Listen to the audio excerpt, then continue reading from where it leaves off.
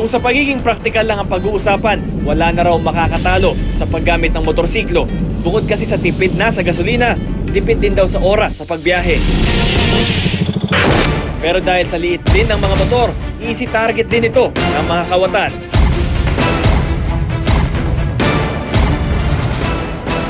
Rito is almost 2 o'clock in the morning. Dito lang nakaraang linggo, isang nakawan ng motor ang nahuli ka sa Pandacan, Maynila.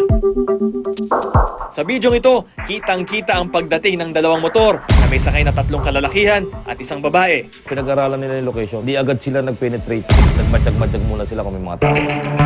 Maya-maya lang, ang dalawang motor bigla na lang huminto sa tapat ng isang bahay. Isang lalaki naman ang bumaba at inangat ang trapal ng motor. Ilang saglit lang, naglabas ito ng isang animoy maliit na screw na agad ipinukpok sa susian ng motor. Nahampas na niya, di ba? Sisira niya yung lock. Ngunit hindi agad pumasok ang screw sa susian. Kaya naman ang kawatan, kumuha ng basahang nakasampay sa tapat ng bahay. Agad niya itong ibinalot sa kanyang kamay at muling ipinukpok ang susian. Nagpalit na sila kasi siya naka-helmet. Ito yung babae. Isa may babae kasama.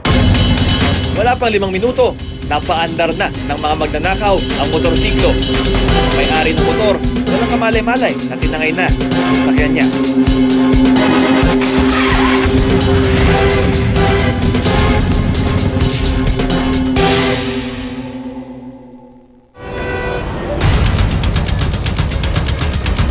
Tinungo namin ang lugar na pinangyarihan. Dito mismo. Ang nasabing motorsiklo, pagmamay-ari pala ni John. Modelo pa raw ang motor na nakuha sa kanila. Ang wheels niya nagkakahalaga ng mahigit 50,000 piso. Sa isang iglap, tinakbo na. Alas 2. Siyempre, kasarapan ng tulog. Kaya di rin napansin. Napansin na lang, nung na-start na yung motor, banda malayo na. Tapos, pamilyar sa pamangkin ko yung yung tunog ng motor. Kaya nung pag-start, bumaba agad. Tapos napansin niya na nga wala na. Napakahalaga raw ng motor na ito para kay John. Ginagamit daw kasi nila iyon sa kanilang trabaho. Ngayon, no choice si John kundi mag-commute na lang muna habang hindi pa nahuhuli ang mga suspect at wala pang katiyakan kung maibabalik pa ang kanyang sasakyan. Malaking abala yun sa nawalan. Mag-ingat na lang sila, baka di ba, matatimingan din sila. Di naman laging swerte.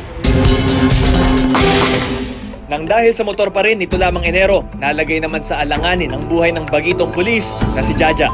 Hindi dahil sa naaksidente siya rito, pero dahil daw sa mga kawatang sa kagustuhan di umanong makuha ang kanyang motorsiklo, pinaulanan siya ng bala sa Taft Avenue sa Maynila. Si Jaja nagtamo ng mahigit 7 gunshot wounds. Noong January 3, 2014, laon madaling araw, pauwi ako galing trabaho. Dumaan ako sa Quirino Taft. First time ko nga lang dumaan dun sa yung ilalim ng LRT. Nung nag-stoplight, may nag-cut na sa aking motor. Ano yung motor mo? May umakbay na sa aking lalaki. Pinabababang ako doon sa motor ko. Akin na yan! Bigay mo na! Napag-agawan pa ako ng motor hanggang sa binigay ko na sa kanya, matras ako konti. Since na pulis nga, biglang may sumigaw na, Pare, pulis to! Pulis to, pulis! dalawa silang tumayo sa harap ko. Lalabang ka! Tapos hanggang sa napatumba na nga lang ako. Nakahiga na daw ako, binabaril pa ako. Sa tindi ng mga tama ni Jaja, hindi na raw niya lubos maisip na mabubuhay pa siya. Halos umabot daw siya ng 2 linggo sa ospital.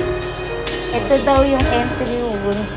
Ito daw yung exit wound. Kung umpisa talaga, first day ko, hindi ko naangat yung kamay ko. Masakit siya. Pero ngayon wala ang pakaramdam.